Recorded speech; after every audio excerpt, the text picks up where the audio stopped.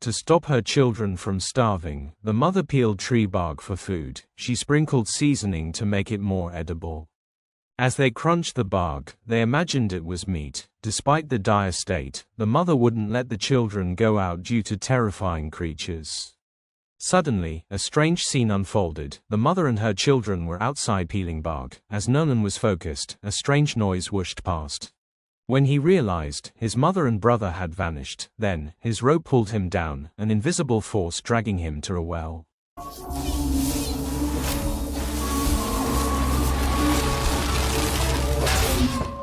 The scene shifted to Nolan outside at night. It was a dream. He had sleepwalked outside and was without the rope. Nolan heard a noise and saw her dog running from the forest. Her mother arrived and hugged her tightly. To punish Nolan for her dangerous act, her mother locked her in the cellar. Even when Nolan wet herself, her mother didn't let her out. The next day, still without food, Nolan played with her dog to distract from hunger. To calm the children, the mother showed him a camera, explaining it was from the old world. By aiming and pressing the shutter, they could capture real images. She showed them her only 2 photos. Nolan asked why their father wasn't in the photos. The mother explained he was the one taking them, hence no photos of him, but this was clearly a lie. How could a normal person have no photos at all? Segment 3. In the mother's box, there was a photo of a girl and a large envelope. What truth was the mother hiding? We'll discuss this later. The mother mentioned an unused film in the camera, to be used at the right moment with loved ones, to remind them of life's meaning. She said now was a difficult time. Winter was harsh, their crops frozen, and forest animals hadn't returned. How would they survive this foodless period? There was only one choice, the dog. The mother suggested eating the dog might help them last a month. Nolan was upset, having long considered the dog family. She began questioning her mother's ideas, suggesting leaving might be safer, as she hadn't seen any monsters. Hearing Nolan's doubts, the mother was furious. Seeing her brother Sam's obedience to their mother, Nolan was disappointed and hugged her dog. Despite Nolan's protests, the mother insisted on taking the dog away. As she prepared to shoot the dog with a crossbow, Nolan stopped her with a machete, wanting to prove she was safe without the rope. She cut her mother's rope and quickly locked her inside. The mother, panicked, admitted she lied. She brought the monster here, and it was real. If it touched her and entered the cabin, she'd kill them both. Unmoved, Nolan watched as her mother tried to break the glass to escape. Sam arrived, tackling Nolan, and the siblings fought. Meanwhile, the mother heard a sound behind her. The monster, disguised as the grandmother, appeared. The monster claimed the mother was bad and poisoned his food. This is key because earlier, the mother told the child that the father, grandmother, and grandfather were killed by her after being touched by the monster. The grandmother said she was poisoned by the mother. Seeing the marks on the grandmother's lips, it seems her words are the truth. Then the monster said it would make the mother eat her own child. Unexpectedly, to protect her child, the mother chose to end her own life. When Sam arrived, the mother had already stopped breathing. Nolan was in shock, blaming his curiosity for his mother's death.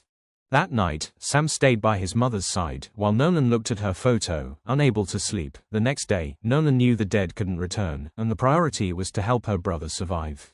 She tied 3 ropes together and began exploring the world beyond. Nolan didn't know how long she walked before discovering a road she had never seen.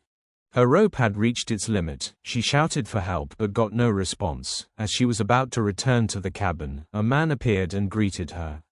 Having never seen a stranger, Nolan was too scared to speak. Suddenly, Sam aimed a crossbow at the man, convinced by his mother's beliefs that the man was a disguised monster.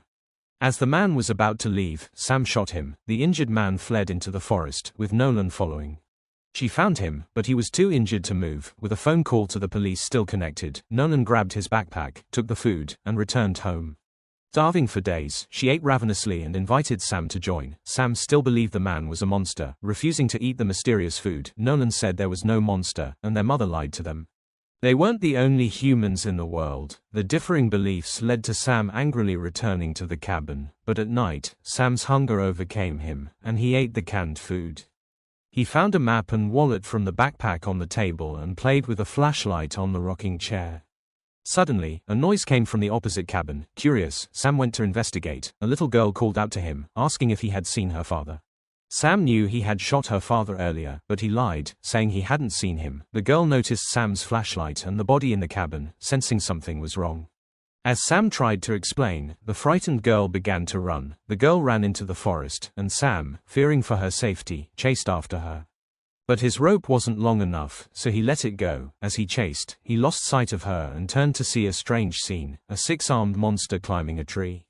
The monster suddenly appeared behind Sam and successfully possessed him. Meanwhile, Nolan discovered her missing brother. She called out, but there was no response. She pulled Sam's rope back, finding it loose. Then Sam's voice came from the forest. As Nolan ran towards it, Sam suddenly appeared and cut her rope. Another Sam appeared, and Nolan finally believed in the monster's existence. She ran back to the cabin, finding Sam eerily sitting on the bed. She held his hand, chanting. While chanting, Sam's demeanor changed drastically, and he nearly struck Nolan with a knife. Nolan, with a bright and cunning look, hid in the house opposite. Sam blocked the door and set the wooden house on fire, then sat outside waiting for Nolan to come out and fall into his trap. He even took a selfie with a Polaroid. At this moment, Nolan had a clever idea, wetting a piece of clothing to cover his mouth and nose, and escaped through the window. This time, Nolan didn't jump down but went back into the house through the living room. He heard his mother calling him, but Nolan knew it was the monster in disguise. A plan formed in his mind. He opened the cellar to create the illusion that he was inside. When the monster approached, he rushed out from behind and dragged the monster into the cellar with him. As usual, he recited the spell his mother taught them. Surprisingly, it worked. The monster revealed its true form, perhaps moved by genuine emotion, or maybe the spell worked, or perhaps the real demon was the fear within oneself that must be conquered. Once you conquer your inner self, all evil turns to nothing. The scene shifts, and Nolan is found by the arriving firefighters. It was his first time seeing the forest's entirety from a plane, and his curiosity confirmed his suspicions, successfully bringing him back to human society. On the plane, his first concern was for his brother Sam. Fortunately, Sam was also rescued. The scene then shifts to a photo Sam took, showing a monster's hand on his shoulder, proving the monster's existence. And there was more than one. At the end, Sam's last words were, "He loves me more." When the brothers were returning from hunting, Sam said, he wasn't referring to their mum, but likely the monster. "We thought Sam wanted a photo with the burning house, but it was the monster wanting a photo with the one who loved him more, using the Polaroid." It seems the monster had adults and children, a family. Finally, we can let our imaginations run wild. Perhaps neither child was the woman's biological offspring. Based on the stories the mother told the children, it's speculated that the mother accidentally caused the children's deaths, leading to her mental breakdown. From the mother's conversation with the monster, it's inferred that she found this family in the forest, poisoned the children's grandparents and father, and then raised the two children as her own. These are personal views, purely speculative. Anyone who has seen the original film and is good at reasoning can also let their imagination run wild. Well, that's it for today. See you next time.